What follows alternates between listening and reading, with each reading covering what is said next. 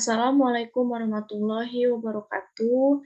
Perkenalkan, nama saya Regita Julia Putri Sudarman dengan NPM 121202033. Di sini saya akan menjelaskan materi statistik parametrik atau uji beda yang terdiri dari 3, yaitu one sample t-test, independent t-test, dan paired t-test.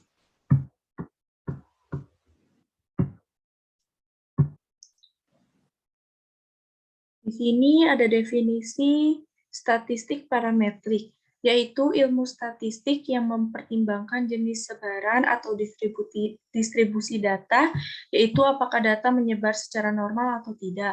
Statistik parametrik digunakan untuk menguji hipotesis dan variabel yang terukur. Dengan kata lain, data yang akan dianalisis menggunakan statistik parametrik harus memenuhi asumsi normalitas.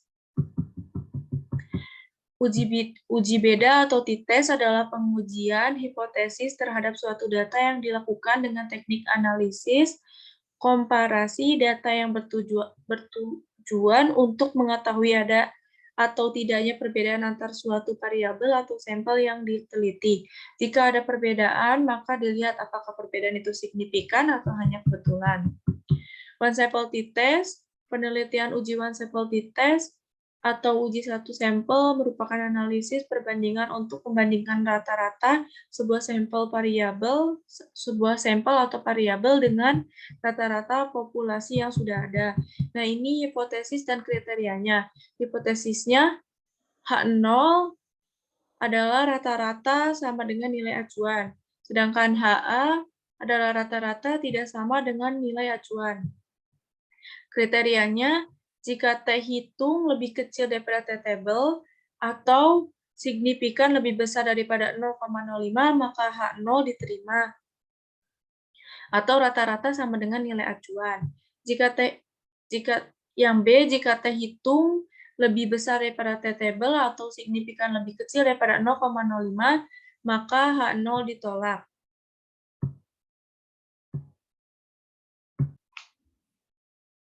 Ini adalah contoh kasus uji one sample t-test.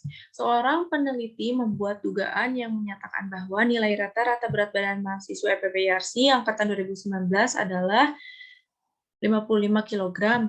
Penelitian ini bertujuan untuk menguji hipotesis rata-rata berat badan mahasiswa PPYRC angkatan 2019. Dalam kasus ini, peneliti memilih melakukan pengambilan data secara random atau acak dengan jumlah mahasiswa PPYRC angkatan 2019, yaitu sebanyak 10 orang mahasiswa. Untuk membuktikan perkiraan tersebut, maka dilakukan pengambilan data sebagai berikut.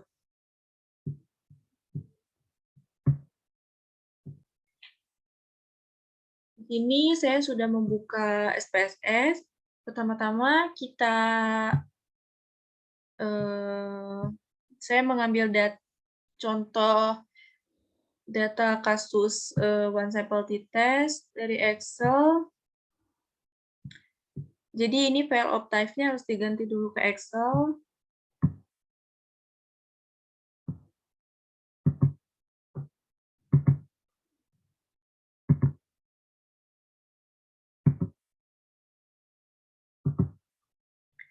Nah, ini one sample t-test. Oke. Nah, ini di variable view-nya desimalnya kita ganti jadi 0. Oke. Setelah itu kita ke analyze, kita ke compare means, lalu ke one sample t-test. Berat badannya kita pindahkan. Terus di test value-nya, karena tadi di soalnya 55 kg dijadikan acuan, jadi kita isi 55 kg. Oke. Nah, ini sudah keluar data one sample t-test. Ini jumlahnya 10, rata-ratanya 59,00, dan standar deviation-nya 7,379. Nah, ini karena signifikannya 0,121, nih, Karena signifikannya lebih besar daripada 0,05, berarti H0 diterima.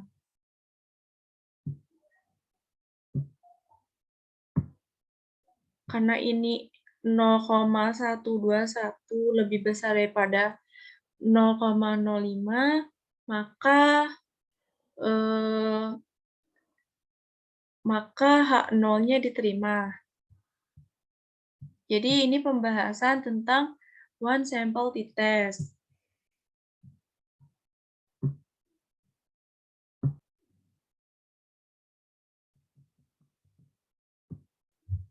Nah, ini adalah contoh kasus independent t-test. Bentar. Nah, ini contoh kasusnya, seorang dosen melakukan pengujian hipotesis komparatif untuk mengevaluasi hasil belajar untuk mata kuliah pengantar akuntansi 2 terhadap mahasiswa PB Universitas Yarsi kelas A dengan kelas B, angkatan 2019. Pada kelas A, dosen menerapkan metode belajar dengan tidak menggunakan Excel dalam menyusun laporan keuangan. Sedangkan pada kelas B, dosen menerapkan metode belajar dengan menggunakan Excel untuk menyusun laporan keuangan. Keterangannya, data kelompok 1 dan data kelompok 2 berupa data hasil belajar mahasiswa yang bersifat kuantitatif dengan sampel tidak berpasangan atau tidak berkaitan satu sama lain. Variable value-nya kelompok 1 itu tidak menggunakan Excel, sedangkan kelompok 2 menggunakan Excel. Sekarang kita ke SPSS. Sekarang kita ke file. Karena kita mau ngambil datanya dari Excel, jadi file of type-nya kita ganti ke Excel. Lalu kita pakai data ini, independent.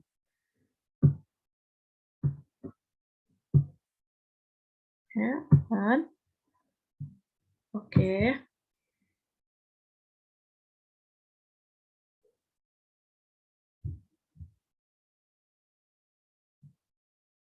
Ini kita, desimalnya kita ganti jadi 0 dulu.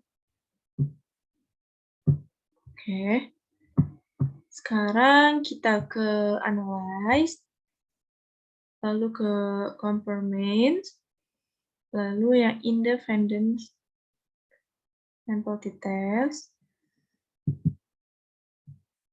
Nah, ini yang nilainya kita pindahin ke sini, ke tes variabel, sedangkan kelompoknya dipindahin ke grup variabel. Oke. Karena tadi yang grup 1 itu tidak menggunakan Excel, jadi tandanya 1 dan 2 yang menggunakan Excel. Continue. Oke.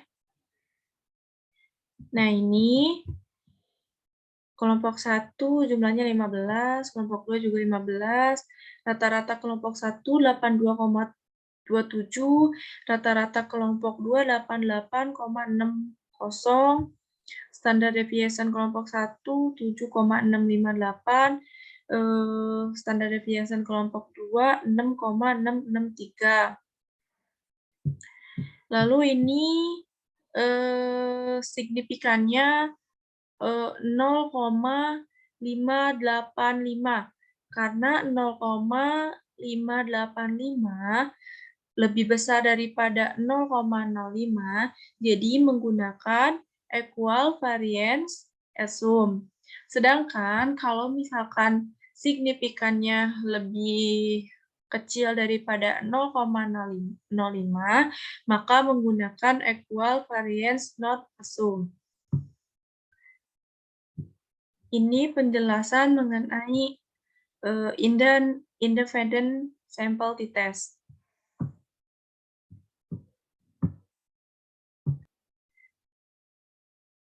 Ini ada contoh kasus Pirate simple t-test. yaitu sebuah perusahaan obat melakukan penelitian dari obat penurun berat badan terhadap beberapa sukarelawan mahasiswa Universitas IHARSI. Sebuah penelitian dilakukan dengan pengambilan sampel berat badan sebelum diberi obat dan berat badan sesudah diberi obat. Nah, ini datanya. Sekarang kita ke SPSS. Ini. Seperti biasa, ini file of type-nya kita ganti dulu, jangan lupa Excel, lalu pakai data latihan file test, open, oke. Sini variabel view-nya kita ganti dulu desimalnya jadi 0. Oke. Lalu kita ke analyze, confirming, lalu independent viral sample test. Nah, ini berat badan sebelumnya kita masukin, dan berat badan sesudahnya kita masukin juga. Oke. Nah, ini datanya. Ini ada perubahan karena rata-rata berat badan sebelumnya adalah 66,81 dan berat badan sesudahnya yaitu 61,94. Jadi emang ada perbedaan. Ini rata-ratanya 4,875 dan standar deviation-nya 2,941. Jadi terlihat ya ada perbedaan di sini antara berat badan sebelumnya dan sesudahnya. Hanya ini yang bisa saya jelaskan, kurang lebihnya mohon maaf. Wassalamualaikum warahmatullahi wabarakatuh. Terima kasih.